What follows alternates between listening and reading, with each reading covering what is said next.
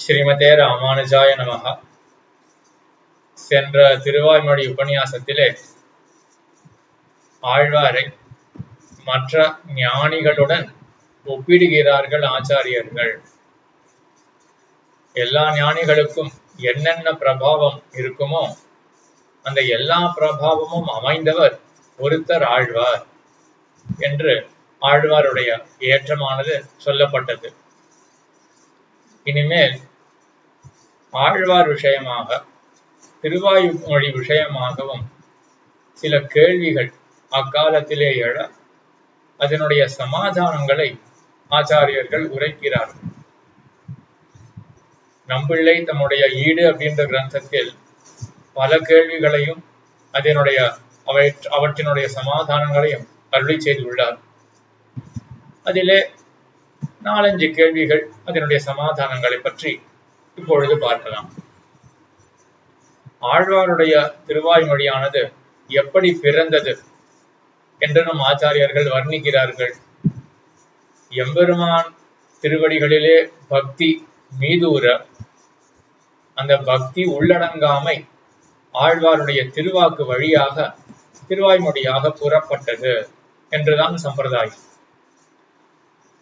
இங்கே ஒரு கேள்வி எழுகின்றது. ஆழ்வார் ஒரு பள்ளிக்கூடத்துக்கு போய் பாடசாலைக்கு போய் அபியாசம் பண்ணி ஒரு சிறந்த கவிதையை பண்ண வேண்டும் அப்படின்ற எண்ணத்தோட உட்கார்ந்து ஒரு கவிதையை பண்ணார் அல்லர். அவருடைய புலம்பல் தான் இது. மனதிலே பக்தியானது மீதூர அது வெளியே புறப்பட்ட ஈரச் சொற்கள் தான் திருவாய்மொழி என்றால், அப்போ திருவாய்மொழியில் எப்படி எழுத்து சீர் அடி பந்தம் என்று தமிழ் இலக்கணத்துக்கு உண்டான குறிப்புகள் அதெல்லாம் திருவாய்மொழியில் எப்படி அமைகின்றன? திருவாய்மொழி அப்படிதான் இருக்கு. ஒரு சிறந்த கவிதையாகவும் திருவாய்மொழி இருக்கு. பக்தியினால பாடப்படுற இந்த திருவாய்மொழியானது எப்படி ஒரு இலக்கியமாக ஆகும் என்று ஒரு கேள்வி வர, யாரும் புலம்பி யாரும் கவிதையை பண்ண முடியாது. யோசிச்சுதான் கவிதையை பண்ண முடியுமே ஒழிய புலம்பலானது கவிதையாக மாறுமா? திருவாய்மொழின்றது பக்தியினுடைய ஒரு உட்கண்டை தான். அதாவது உட்கட்டமான ஒரு பக்தியினுடைய வெளிப்பாடு, ஒரு புலம்புதல் அப்படின்னு சொல்லலாம் திருவாய்மொழியை. அது எப்படி கவிதையாக ஆகும் என்று ஒரு கேள்வி வர, அதற்கு நம்பிள்ளை ஆச்சாரியர் சமாதானம் தெரிவிக்கிறார். எல்லோருக்கும் ஏற்புடைய ஒரு சமாதானம். ஒரு உதாரணத்தை காட்டி, எந்த உதாரணம் அந்த காலத்திலே எல்லோருக்கும் ஏற்புடையதாக இருக்குமோ அந்த உதாரணத்தை காட்டி இப்படிதான் ஆழ்வாரும் பாடினார் என்று காட்டுகிறார். யார் உதாரணம் அப்படின்னா வால்மீகி பகவான். அவர் தான் உதாரணம். வால்மீகி பகவானை தான் ஆதி கவி என்று சொல்லுகிறோம். ஆதி காவியம் ஸ்ரீராமாயணம் தான் ஆதி காவியம். இது காவியம், அது கவிதை ஸ்ரீராமாயணம் என்றது.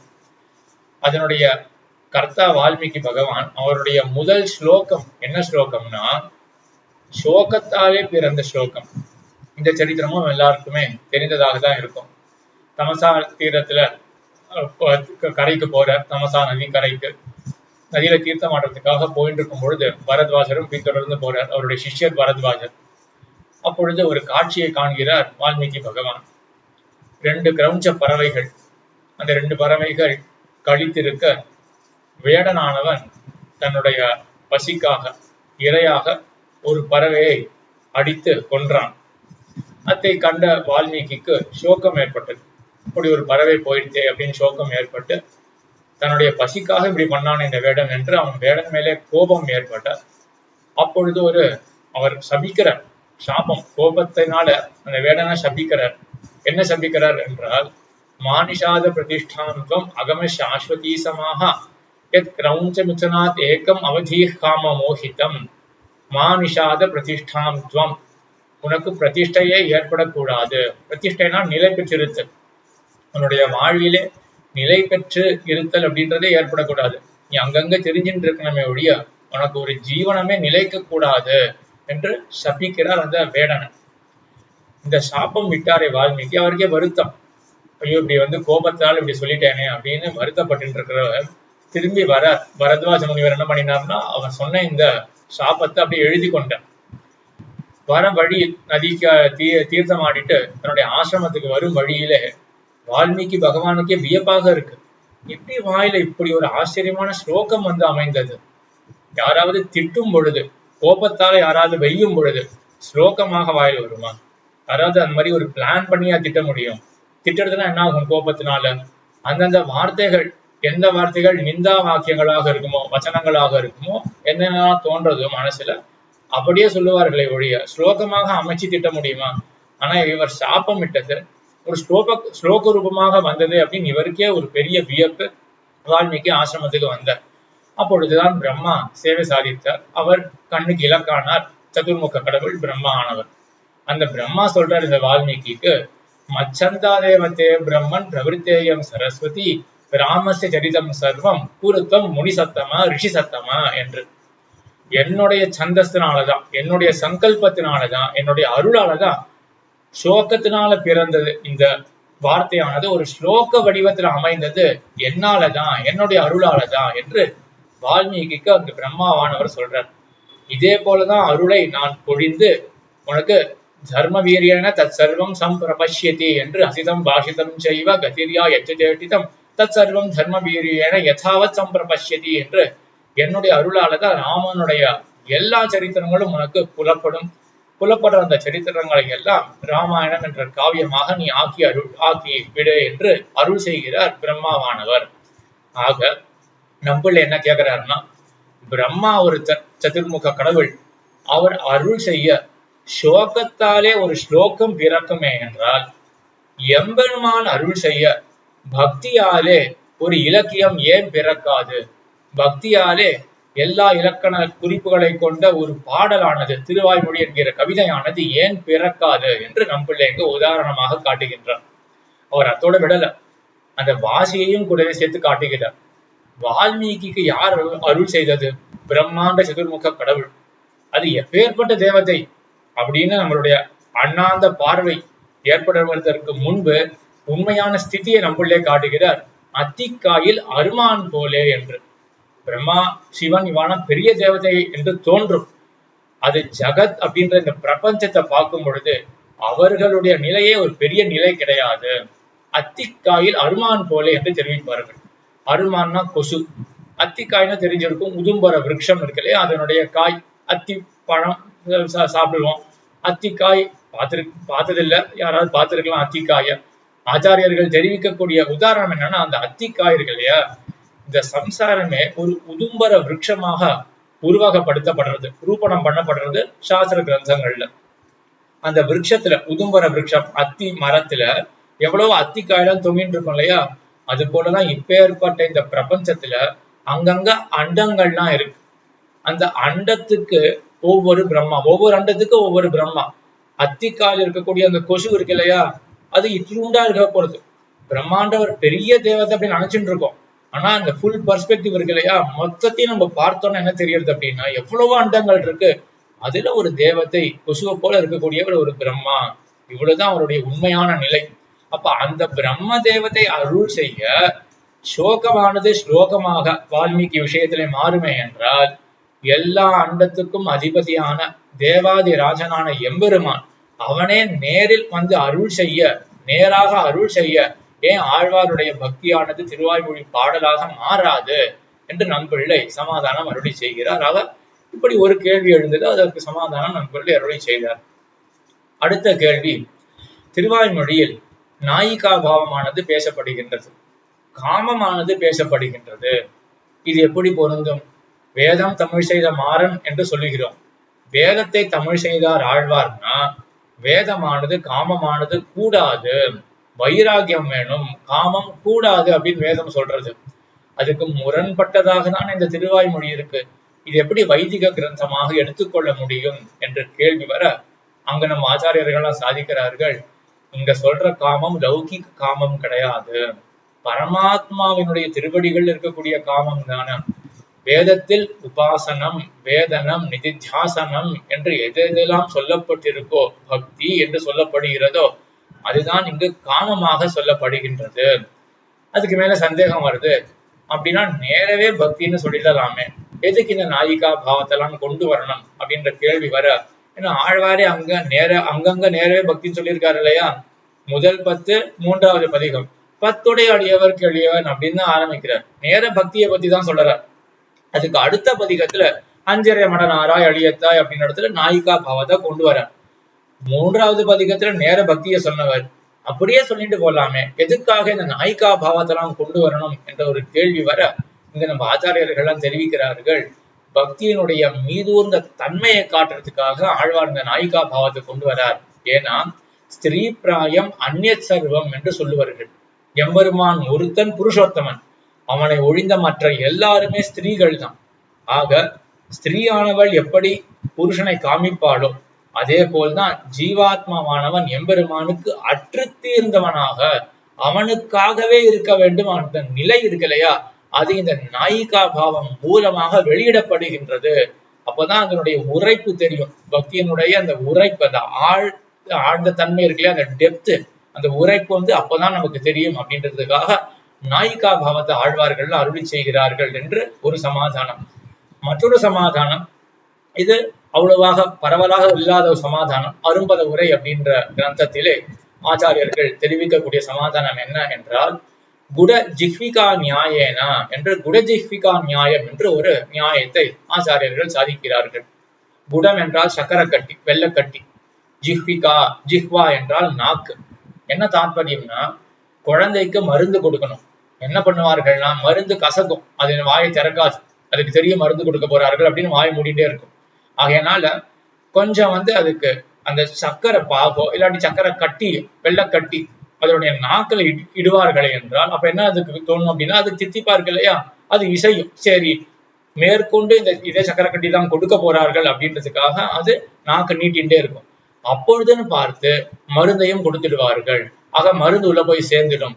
இது என்ன நியாயமோ அதே விதத்துலதான் ஆழ்வார் என்ன பண்றாரு அப்படின்னா, இந்த திருவாய்மொழின்ற கிரந்தத்துல அங்கங்க ஆழ்வாருடைய பலஸ்ருதியை பார்த்தாலும் எப்படி இருக்குன்னா, உடலை அன்பின் பேச்சு முலையோடு அவளை உயிருண்டான் கடல்கள் அவையேசரனாக கொண்ட குருகுச்சடகோபன் குடலின் மடியச் சொன்ன ஓர் 1010 என்று திருக்குடந்தை ஆறாமுத ஆழ்வார், ஆறாமுத பிரானுக்கு, அமுத ஆழ்வாருக்கு ஆழ்வாரானவர் அருள் செய்யும் பொழுது முக்கியமான பாட்டு இல்லையா சம்பிரதாயத்துல இதுதான் மீதி 1000 என்ன 4000 என்ன எல்லாத்தையும் பெத்து கொடுத்த பாட்டு இந்த பாட்டானது உடலை என்பின் அப்படின்ற பாட்டு.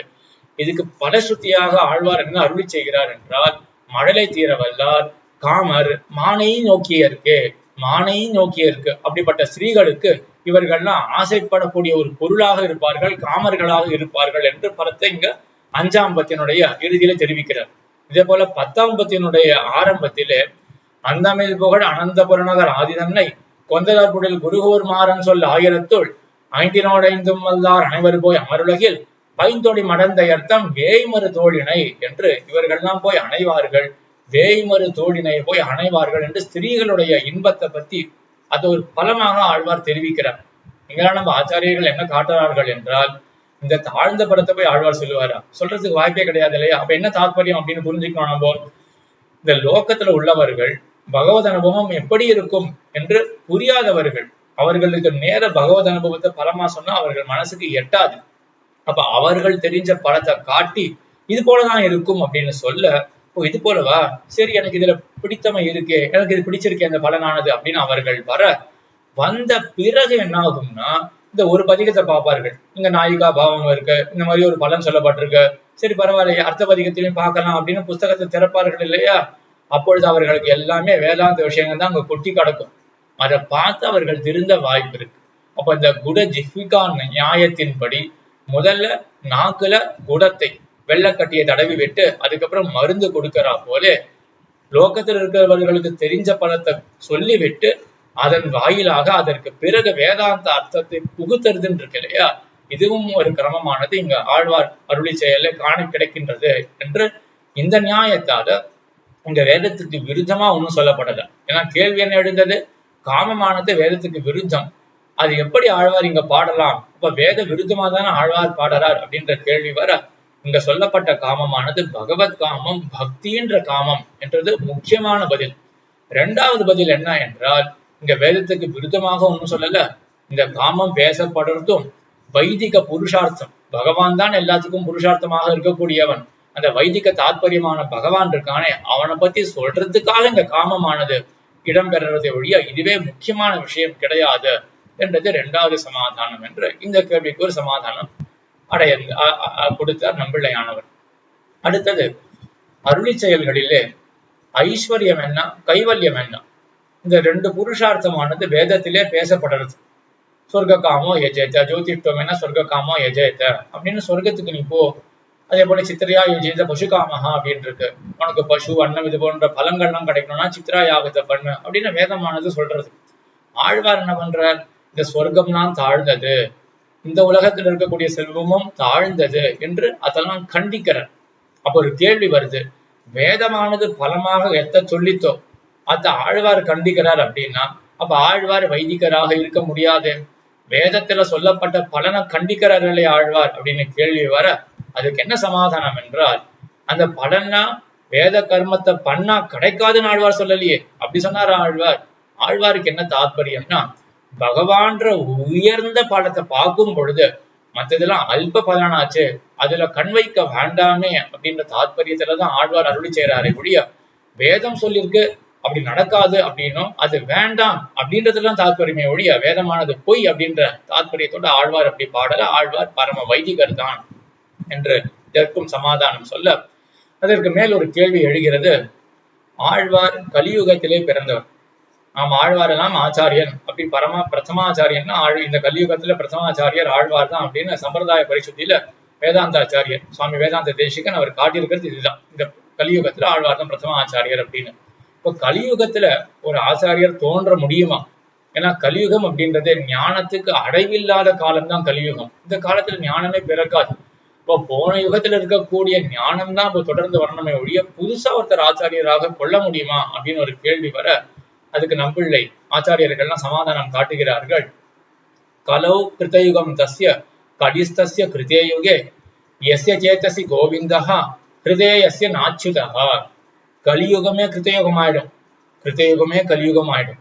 எவனுடைய மனசுல கோவிந்தன் இருக்கானோ அவனுக்கு கலியுகமும் கிருத்தயுகம் தான். எவனுடைய மனசுல அச்சுதன் இல்லையோ அவனுக்கு கிருத்தயுகமே கலியுகம் தான் என்று பிரமாணங்கள்லாம் இருக்கிறதுனால இந்த ஆழ்வார் கலியுகத்தில் திருவதாரம் பண்ணினார். ஆனா இவருடைய முயற்சியாலையா, இவர் கஷ்டப்பட்டு ஞானத்தை சம்பாதித்தவராக இருந்தாரே என்றால் அப்போ இந்த கேள்விகள்லாம் வரலாம். கலியுகம்ன்றது ஞானத்தை கொடுக்காது, ஞானத்துக்கு தடையாக தானே கலியுகம் இருக்கும். இந்த யுகத்துல எப்படி ஆழ்வார் பெரிய ஞானத்தை சம்பாதிக்க முடியும் அப்படின்னு கேள்விலாம் வரலாம். எதிர் சூழல் புக்கு எனத்தோர் பிறப்பும் எனக்கே அருள்கள் செய்ய விதி சூழ்ந்ததால் எனக்கே அம்மான் அப்படின்னு தான் ஆழ்வார் சாதிக்கிறார். எம்பெருமான் ஒருத்தரை பிடிக்க ஊரை வளைப்பாரை போலே எவ்வளவோ அவதாரங்கள் பண்றான். பல ஜென்மங்களாக ஆழ்வார் எப்படியாவது கட்டாட்சிக்கணும், ஆழ்வாராக ஆக்கணும் அப்படின்னு எம்பெருமான் ஒரு இடம் பார்த்து கொண்டே எம்பெருமான் இவ்வளவு பிரயத்தனம் பண்ணியிருக்கான். அவனுடைய அருளாலதான் ஆழ்வாருக்கு ஞானம் பெற்றபடியினால, ஆழ்வார் ஞானம் வந்தபடியினால இந்த கேள்வி எழாது. தன்னுடைய முயற்சியால பண்ணியிருந்தா கலியுகம் ஒரு தடையா இருக்குமே அப்படின்னு கேள்வி வரலாம். எம்பெருமானுடைய அனுகிரகத்தினாலதான என்று சமாதானம் இதற்கு நம்ம ஆச்சாரியர்கள் அருளி செய்கிறார்கள். இவ்வாறாக இந்த மாதிரி கேள்விகள் வர, மேற்கொண்டு நிறைய கேள்விகள் இருக்கு, இவ்வளவோடு நிறுத்திப்போம். ஆக இப்படிலாம் அந்த காலத்துல முக்கியமா இன்னொரு கேள்வியும் இருக்கு. இந்த தமிழ் பாஷை விஷயத்துல இது சம்ஸ்கிருதம் மட்டும்தானே பகவானை காட்டக்கூடிய ஒரு பாஷையாக இருக்கும். இந்த தமிழ் பாஷையில பாட முடியுமா அப்படின்னு ஒரு கேள்வி வர, அதற்கு நம்ம ஆச்சாரியர்களும் பிரமாணங்கள் எடுத்து காட்டுறார்கள். மத்ய புராணத்தில் இருக்கக்கூடிய ஒரு வச்சனம், ஹரிகீர்த்தி வினைவான்யத்து பிராமணின நரோத்தம பாஷா கானம் ந காத்தவியம் தஸ்மாத் பாபம் துவயா கிருத்தம். ஒரு பாண்டிய மன்னவன் இருந்தானா. அவன் என்ன பண்ணான்னா, மற்ற பாஷைகள்ல பாடக்கூடியவர்கள் எல்லாம் தன்னுடைய நாட்டை விட்டு கடத்தினானான். அவனை யமன் பிடிச்சுட்டு போய் நரகத்துல வச்சானான். அவன் யமன் இடத்துல கேட்டான், என்ன தப்பு பண்ண அப்படின்னு கேட்க, அவன் சொன்னான், இதை நீ பண்ணியே இதான் தப்பு அப்படின்னு. இவன் கேட்கறான், இந்த பாண்டிய மன்னன் கேட்கறான், நான் சரியாதானே பண்ணேன், சம்ஸ்கிருத பாஷை ஒண்ணுதானே இருக்கணும் அப்படின்னா, அதுக்கு அவன் பதில் சொல்றான், அதெல்லாம் மற்ற விஷயங்கள் அது இருக்கட்டும், என்ன இங்க விதி விலக்கு அப்படின்னா, ஹரிகீர்த்தி வினைவான்யத்து பிராமணியன நரோத்தம பாஷா கானம்னா காத்தவியம்.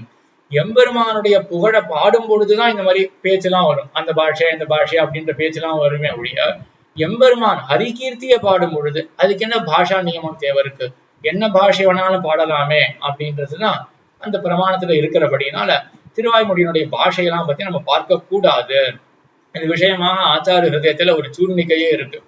பேச்சு பார்க்கில் கள்ள பொய் நூல்களும் கிராஹ்யங்கள், பிறவி பார்க்கில் அஞ்சாமோத்தும் அருமூன்றும் கழிப்பனாம் என்று ஆச்சாரிய ஹிருதயத்திலே நாயனார் அருளி செய்கிறார். வீட்டுல இங்க நம்மள அருளிச்ச அதே அர்த்தத்தினுடைய சாரமாக தான் அங்க சூரணைய பண்ணியிருக்கார் அழகிய மணவாள பெருமான் நாயனார். பாஷையில தான் அவ்வளவு தாத்பரியம், பேச்சு அப்படின்றதுலதான் அவ்வளவு தாத்பரியம் இருந்ததே என்றால், அப்போ பௌத்த கிரந்தம் கள்ள பொய் நூல்களும் கிராகியங்கள் என்று பொய் நூல்களாக கள்ள நூலாக இருக்கக்கூடிய பௌத்த சமண கிரந்தங்கள் அது எல்லாமே சம்ஸ்கிருத பாஷையில தான் இருக்கு. சம்ஸ்கிருத பாஷையில இருக்கு அப்படின்றதுக்காக அதெல்லாம் எடுத்துக்க முடியுமா? அதனால நமக்கு என்ன பயன் இருக்க போறது? ஆகையினால பேச்சை பார்த்துதான் ஒரு கிரந்தத்தை கொள்ளணுமா தள்ளணுமா அப்படின்னு பார்த்தோம்னா இந்த மாதிரி தப்பான முடிவுகள் தான் நம்ம எடுக்க வேண்டிய வரும். என்ன வரும்? சம்ஸ்கிருத பாஷையில இருக்கு அப்படின்றதுனால பௌத்த கிரந்தங்கள் சமண கிரந்தங்கள் அதெல்லாம் நம்ம கொள்ள வேண்டியதாக ஆயிடும். ஆகையினால விஷயத்தை பார்க்க வேண்டும் என்று சமாதானம் அருளி செய்து, இதற்குமே ஆழ்வாருக்கு பிரிவு கலவி அப்படின்றது மாறி மாறி வருது, இதுக்கு என்ன தாத்பரியம் என்ற விஷயத்தில நம்ம ஆச்சாரியர்கள் அருளி செய்கிறார்கள். கலவி பிரிவு அப்படின்றது என்ன ஏற்படுறது ஆழ்வாருக்கு என்றால், எம்பெருமான் தன்னுடைய ஒரு குணத்தை முழுமையாக ஆழ்வாருக்கு காட்டுகிறான். காட்டினதுனால ஆழ்வாருக்கு மேலும் மேலும் அனுபவிக்க வேண்டும் அப்படின்ற ஒரு எண்ணம் பிறக்கிறது. அதே நேரத்தில் ஐயோ நம் சம்சாரத்துல இருக்கோமே அப்படின்ற வருத்தமும் ஏற்படுறது. ஒரு க்ஷணத்துல எம்பெருமான் தன்னுடைய குணத்தை காட்ட ஆழ்வாருக்கு அப்படி ஒரு மீதூர்ந்த அனுபவம் ஏற்படுறது. இதுதான் எம்பெருமானுடன் கலவியானது ஆழ்வாருக்கு. அப்போ அத்தியந்த சுகமானது ஆழ்வாருக்கு ஏற்படுறது. கூடவே சேர்த்து மற்ற குணங்களையும் இப்பவே அனுபவிக்கணுமே அப்படின்ற ஒரு எண்ணமும், அதே போல இந்த உடம்புடன் கூடியிருக்கோமே சம்சாரத்துல இருக்கோமே அப்படின்ற வருத்தமும் இருக்கிறதுனால, முன்னாடி ஏற்பட்ட ஒரு அனுபவம் இருக்கு இல்லையா, ஒரு குணத்தை அனுபவிச்சாரு ஆழ்வார், அதனுடைய ஒரு விச்சேதம், அதுக்கே ஒரு தடையானது ஏற்பட, மனசுலே ஆழ்வாருக்கு ஒரு தடையானது ஏற்பட, அது பிரிவுல போய் முடியறது, வருத்தத்துல போய் முடியறது. ஆக இதுதான் ஆழ்வாருக்கு இருக்கக்கூடிய கலவி பிரிவு அப்படின்ற இந்த இது இருக்கு இல்லையா, சுழல் இருக்கு இல்லையா, சைக்கிள் இருக்கு இல்லையா, இதுதான் ஆழ்வாருக்கு ஏற்படுறது. எம்பெருமான் ஒரு குணத்தை அனுபவிப்பிக்க, குணத்தை காட்டி கொடுக்க, அதை அனுபவிக்கிற ஆழ்வார் எல்லா குணத்தையும் இப்பவே அனுபவிக்கணும் அப்படின்னு ஒரு எண்ணம் வர முடியல அப்படின்னோடனே அதனால ஒரு மனசுல ஒரு கிளேசம் ஏற்பட, கூடவே சேர்த்து சம்சாரத்துல இன்னும் இருக்கோமே அப்படின்ற ஒரு நினைவு வர, அப்பொழுது ஆழ்வாருக்கு ஒரு கலக்கமானது ஏற்படுறது. முன்பு ஏற்பட்ட அனுபவமும் மறைஞ்சு போய் அது கலவியானது பிரிவுல போய் முடியறது என்று இந்த ஒரு ரீதி. அதே போல ஆழ்வாருக்கு ஏற்படக்கூடியது ஒரு ஞான சாட்சா்காரம். ஞான சாட்சா்காரம் அப்படின்னா, சாட்சா்காரம் அப்படின்னாலே பிரத்யக்ஷம் அப்படின்றதுதான் சாட்சா்காரம் அப்படின்னு சொல்லுவோம். இப்ப கண்ணுக்கு எதிரில் தெரியறது இல்லையா, எப்படி தெரியும்? அது கண் அப்படின்ற கருவி இருக்கிறதுனாலதான் எதிரில் இருக்கக்கூடிய பதார்த்தங்களை நம்ம பார்க்கிறோம். இது இப்ப லேப்டாப்பை மூடி வச்சுட்டு அரை மணி நேரம் கழிச்சு லேப்டாப்பை பத்தி யோசிச்சு பார்த்தா அப்பவும் லேப்டாப் பத்தின விஷயம் அது தெரியும். ஆனா அது சாட்சா்காரமா இருக்காது, அது பிரத்யக்ஷமா இருக்காது. பிரத்யக்ஷமானது விஷதமா கிளியரா இருக்கும். இத பத்தி அரை மணி நேரம் கழிச்சு யோசிச்சு பார்த்தா அது அவ்வளவு கிளியரா அவ்வளவு விஷதமாக இருக்காது, சாட்சா்காரமாக இருக்காது. ஆனா ஆழ்வாருக்கு எப்படின்னா, எம்பெருமான் நேர்ல எதிரில இருந்தா, ஸ்ரீவைகுண்டஜல் நித்திய சூரிகளுக்கெல்லாம் நேர்ல எம்பெருமான் எதிரில இருக்கான் இல்லையா, அங்க நேர சாட்சா்காரம். இங்க ஆழ்வாருக்கு மானச சாட்சா்காரம். நெஞ்சென்னும் முட்கண்ணானது ஆழ்வாருக்கு அப்படி ஒரு விஷதமான கிளியர் கட்டான ஒரு எம்பெருமானுடைய அந்த ஞானத்தை ஏற்படுத்துறது. இந்த ஞான சாட்சா்காரம் ஆழ்வாருக்கு ஏற்பட இது போதும் அப்படின்னு இருக்கும் மற்றவர்களுக்கெல்லாம். ஆனா ஆழ்வாருக்கு என்னன்னா, இது பாஹ்ய சம்ஸ்லேஷமாக கரணங்கள்னால எம்பெருமான் திருவடிகளை வணங்கணும் அணைக்கணும் அப்படின்ற அந்த ஆசையானது ஏற்படுறது. அதை பண்ண முடியுமா? முடியாது. நித்திய சூரிகளுக்கு தான் என்ன ஆகும், எதிரில் எம்பெருமான் இருக்கிறத அவர்கள் சாட்சா்காரம் பண்ணுவார்கள். பக்கத்துல உண்மையாகவே எம்பெருமான் அந்த திவ்யமங்கல விக்கிரகத்தோட இருக்கானே, அடியேன் அப்படின்னு வணங்கி விடுவார்கள். ஆழ்வாருக்கு என்ன ஆகும்னா, நித்திய சூரிகளுக்கு எப்படி அந்த கிளியரா எம்பெருமான் தெளிவானோ, அதே போல ஆழ்வாருக்கு மனசு அப்படின்ற உட்கண்ணுக்கு கிளியரா எம்பெருமான் தெரிஞ்சுட்டே இருக்கான்.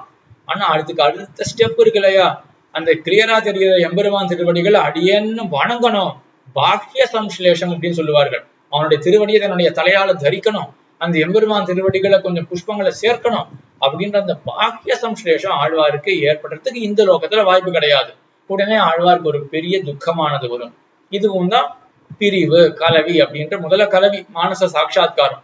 இந்த மானச சாட்சா்காரம் கலவியானது பாக்கிய சம்ஸ்லேஷம், வெளிக்கரணங்களை கொண்டு எம்பெருமானை அணைத்தல், அவனிடத்தில் பேசுதல், அவன் திருவடிகளிலே புஷ்பங்களை சமர்ப்பித்தல் அப்படின்ற அந்த பாக்கிய சம்ஸ்லேஷம் இருக்கு இல்லையா, அது ஏற்படாமல் போக இது பிரிவாக ஆக முன்னாடி ஏற்பட்ட மானச சாட்சா்காரம் இருக்கு இல்லையா, அதுக்கே ஒரு கலக்கம் வந்துடும், பெரிய பிரிவாக போய் முடிஞ்சிடும் என்று.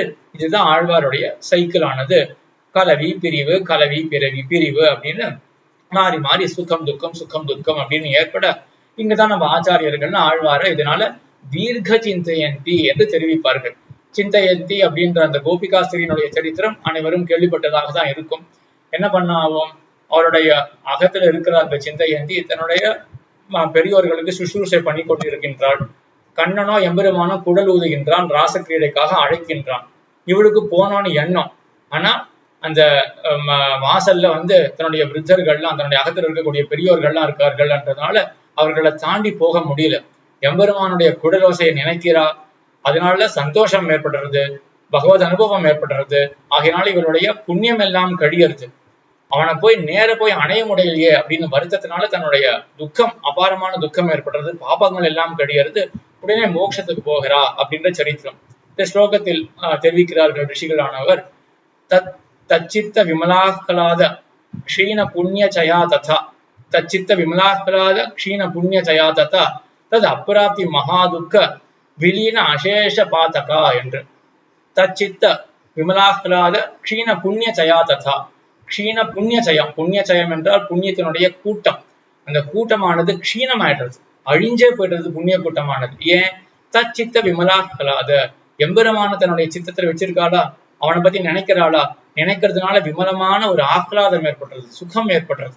அந்த சுகத்தினால புண்ணியம் எல்லாம் கழியறது சிந்தையந்திக்கு. அதே போல தது அப்பிராப்தி மகாதுக்க விலீன அசேஷ பாத்தகா.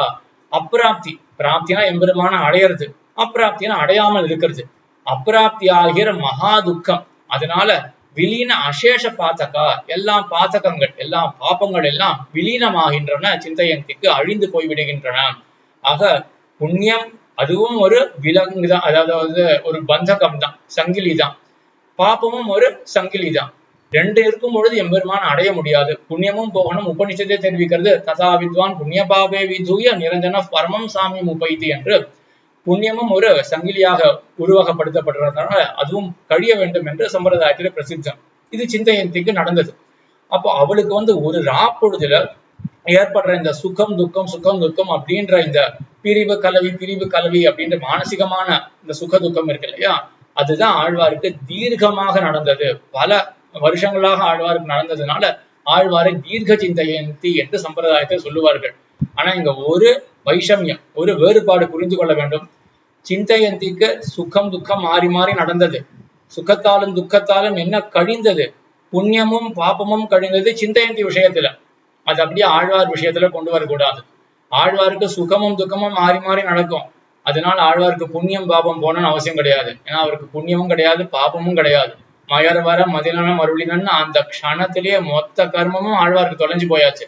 அதுக்கப்புறம் நமக்காக எம்பெருமான் 32 திருநட்சத்திரம் ஆழ்வார் எந்த உலகத்திலே வைத்தான். ஆழ்வாருக்கு புண்ணியத்தையும் பாபத்தையும் கழிக்கணும்ன்ற அவசியம் கிடையாது அப்படின்றத ஞாபகத்திலே கொள்ள வேண்டும். ஆக இந்த உபன்யாசத்திலே என்ன பார்த்தோம் என்றால், திருவாய்மொழியிலும் ஆழ்வார் விஷயத்திலும் பல கேள்விகள் அந்த காலத்திலே சடக்கென ஒப்புக்கொள்ளவில்லை. இந்த ரெண்டு ஆழ்வாரையும் சரி திருவாய்மொழியும் சரி ஒப்புக்கொள்ளாதபடியினால அதுக்கு சமாதானங்கள் பல விதமாக நம்ம ஆச்சாரியர்கள்லாம் அருளி செய்தார்கள் அப்படின்றத பார்த்தோம். அதே போல ஆழ்வாருக்கு இந்த பிரிவு கலவி பிரிவு அப்படின்றது மாறி மாறி வருது. இதுக்கெல்லாம் என்ன தாத்பரியம் அப்படின்றதையும் பார்த்தோம். என்ன தாத்பரியம்? எம்பெருமான் தன்னுடைய குணத்தை அனுபவிப்பிக்க அதுவும் ஏன் எம்பெருமான் பண்றான்? இதுவும் ஒரு கேள்வி நம்ம ஆச்சாரியர்கள்லாம் கேட்கிறார்கள்.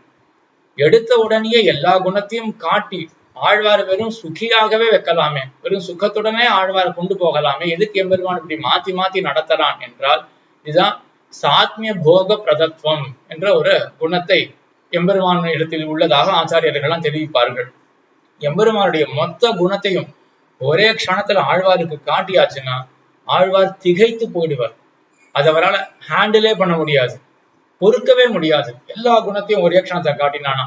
ஆகையினால எம்பெருமான் என்ன பண்றான்னா, ஒரு குணத்தை அனுபவிப்பித்து தன்னுடைய ஒரு குணத்தை காட்டலாம். தன்னுடைய ஒரு குணத்தை காட்டுறது அப்படின்னா, இப்ப நமக்கெல்லாம் சக்கர பொங்கல் சாப்பிட்டா தித்திப்பா இருக்கு இல்லையா, ஞானிகளுக்கு எல்லாம் எது தித்திக்கும் அப்படின்னா, எம்பெருமான் பரம சூலபன் அப்படின்னு நினைச்சாலே அந்த நினைவை வச்சுட்டே ஒரு அரை நாள் ஓட்டிடுவான். பெரிய ஞானியா இருந்தானா அவளுக்கு தத்தியனும் புளியோதரை சாப்பிடணும்னு அவசியம் கிடையாது. எம்பெருமான் பரமசுலபன் அப்படின்ற ஒரு குணத்தை நினைச்சுட்டு ஒரு 2 நாள் பொழுது போக்கிடுவா. அப்புறம் அவனுடைய வாத்சல்யம் என்ன அப்படின்னு நினைச்சுட்டு அதை வச்சுட்டு ஒரு 4 நாள் பொழுது போக்கிடுவா. ஞானிகளுக்கு எல்லாம் இதெல்லாம் தாரகமாக இருக்கும், எம்பெருமானுடைய குணங்கள் தான். அப்ப அந்த குணங்கள்லாம் எம்பெருமான் காட்ட ஒரு குணத்தை காட்டிட்டு கொஞ்சம் அதோட நிறுத்திடுறான் எம்பெருமான். எதுக்காக ஆழ்வாருக்கு இப்படி பண்றான்னா, காட்டப்பட்ட குணமானது ஆழ்வார் மனசுல நல்லா பதியணும், அது இறங்கணும் அப்படின்றதுக்காக காட்டிட்டு நிறுத்திடுறான். அதே போல மற்றொரு பயனும் இருக்கு. மற்ற குணங்கள்ல அப்பதான் ஆசையானது விளையும். இந்த வாத்சல்யம் அப்படின்ற குணம் இப்படி அமிர்தமயமா இருக்கு அப்படின்னு மனசுல நல்லா வாங்கிட்டு அதை நல்லா அனுபவிச்சுட்டு அடுத்த குணத்தை அனுபவிக்கணுமே, அடுத்த குணத்தை அனுபவிக்கணுமே அப்படின்ற ஒரு அவா இருக்கு இல்லையா, அதை தூண்டறான் எம்பெருமான் என்று. இதுக்காக தான் ஒரேடியா குணத்தை காட்டாமல் கொஞ்சம் கொஞ்சமா எம்பெருமான் காட்டலாம் என்று இதுக்கும் ஆச்சாரியர்களால் சமாதானம் தெரிவிக்கிறார்கள். ஆக இப்படி இந்த பிரிவு கலவி இந்த விஷயத்திலும் என்ன அபிப்பிராயம் என்றதையும் கண்டோம். ஆக இதுவரையிலும் திருவாய்மொழியினுடைய நேரம் ஒரு ஸ்ட்ரக்சர்டா இது வரைக்கும் பார்க்கல. நம் பிள்ளை வீட்டுல என்ன சாதிச்சுட்டு இருக்காரோ அதனுடைய ஒரு சாரமா தான் அடியன் விண்ணப்பிச்சுட்டு இருக்கேன்.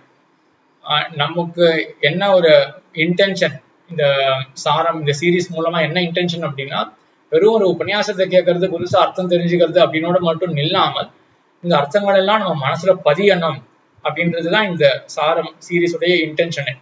ஸ்ரீபாஷி விஷயத்துல அப்படிதான் போயிட்டு இருக்கு. இப்போ அது ஸ்ரீபாஷி விஷயத்துல சுலபமா போயிடும். ஏன் அப்படின்னா அங்க எல்லாமே ஒரு ஸ்ட்ரக்சர்டாவே இருக்கு. இந்த அதிகரணமா, இதுல ஒரு பிரமேயம் இப்படி இருக்கு அப்படின்னு நம்ம மனசுல தேக்கி வச்சுக்கிற மாதிரி ஒரு ஸ்ட்ரக்சர் ஏற்கனவே அமைஞ்சிருக்கு. இப்போ இது வரைக்கும் நம்மள எவ்வளவு அர்த்தங்கள் சாதிச்சிருக்காரு இல்லையா, இது எல்லாத்தையும் மனசுல தேக்கி வச்சுக்கணும்னா யாராலுமே முடியாது. ஒரு 2 நாள் கழிச்சு இந்த ஸ்லோகங்கள்லாம் மனப்பாடம் பண்ணி அடுத்தது இது வரப்போறது, அடுத்தது இது வரப்போறது அப்படின்றதெல்லாம் மனப்பாடம் பண்ண அதை மனசுல வச்சுட்டா கூட ஒரு 2 நாள் கழிச்சு இதுதான் நம்மளே சொன்னாரு அப்படின்றது கூட சொன்ன எனக்கே மறந்து போயிடும். அதனால இவ்வளவு விஷயங்கள்லாம் மனசுல யாரையாலுமே கொள்ள முடியாது. அதனால இதோட ஒரு மாதிரி திருவாய்மொழியில் இது வரைக்கும் நம்ம பார்த்தது அப்படின்னா ஒரு அனுபவத்துக்காக ஆழ்வாருடைய பிரபாவம் எப்படி இருக்கு, திருவாய்மொழியினுடைய ஏற்றம் எப்படி இருக்கு, இந்த கேள்விகள் இன்னைக்கு பார்த்தோம் இல்லையா, இது கூட ஒரு விதத்துல ஆழ்வாருடைய பிரபாவத்தை தான் காட்டுறது. ஏன்னா கேள்வி என்னவா இருந்தது, திருவாய்மொழிக்கு இப்படிலாம் ஏற்றம் இருக்க முடியுமா, ஆழ்வாருக்கு இப்படிலாம் ஏற்றம் இருக்க முடியுமா அப்படின்னு கேள்வி வர, அப்போ அது சமாதானம் எப்படி, ஏற்றம் இருக்கு அப்படின்னு தானே சமாதானம். அப்ப இதை வச்சுட்டே நம்மளுடைய ஏற்றம், திருவாய்மொழியோட ஏற்றத்தை தான் நாம் தெரிஞ்சுட்டு இருக்கோம் அப்படின்றது ஆயிடும். இதுக்கு மேல கொஞ்சம் ஸ்ட்ரக்சர்டா பார்க்க ஆரம்பிக்கலாம். ஏன்னா நம்மளே இதுக்கு மேல கொஞ்சம் ஸ்ட்ரக்சரா கொண்டு வந்துடுவேன் திருவாய்மொழியில.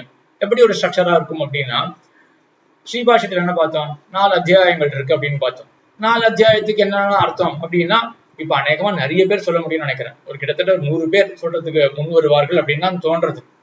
அப்ப ஸ்ரீபாஷத்துல 4 அத்தியாயத்துக்கு என்ன அர்த்தம் அப்படின்றத ஒரு ஸ்ட்ரக்சரா பார்த்தா மாதிரி நம் பிள்ளையே இதுக்கு மேல என்ன காட்ட போறாரு அப்படின்னா, ஆழ்வார் திருவருத்தம் திருவாசிரியம் பெரியது இருந்தாதி திருவாய்மொழி 4 பிரபந்தங்கள் பாடினார் இல்லையா, 4 பிரபந்தத்துல சாரமா ஆழ்வார் என்ன சொல்றார் அப்படின்னு நம் பிள்ளையே காட்ட போறார். அப்ப நமக்கே ஒரு ஸ்ட்ரக்சர் வந்துடும், ஒரு அமைப்பு வந்துடும். அப்ப 4 திவ்ய பிரபந்தங்கள் இப்படிதான் அமைய பெற்றிருக்கின்றன அப்படின்றது நமக்கே தெரிய வந்துடும். அதை சுலபமா நம்ம மனசுல தேக்கி வச்சுக்கலாம். அதே போல அதுக்கு அடுத்தது அர்த்த பஞ்சகம், பிராபியசிய பிரம்மணூபம், பிராப்துஷ பிரத்யேக ஆத்மனகன்னு மிக்க இறைநிலை, மெய்யாம் உயிர்நிலை, பரமாத்மா சொரூபம், ஜீவஸ்வரூபம்னு இருக்கக்கூடிய 5 அர்த்தங்கள் அர்த்த பஞ்சகம் இருக்கு இல்லையா, அது திருவாய்மொழியில் எப்படி தெரிவிக்கப்படுகின்றது அப்படின்னு மறுபடியும் இங்க ஒரு அமைப்பு. நம்ம ஸ்ரீபாஷத்தில் எப்படி பார்த்தோம், 4 அத்தியாயத்துக்கு என்ன பொருள் அப்படின்னு பார்த்துட்டு அகில புவன ஜென்ம அப்படின்ற ஸ்லோகத்துல இந்த 4 அத்தியாயத்தினுடைய அர்த்தம் எப்படி வருது அப்படின்னு பார்த்தோம் இல்லையா, அதெல்லாம் மனசுல தேக்கி வச்சுக்க முடிஞ்சது இல்லையா. அதே போலதான் மேல திருவாய்மொழியிலையும் வீட்டிலையும் இப்படிதான் ஆக போறது.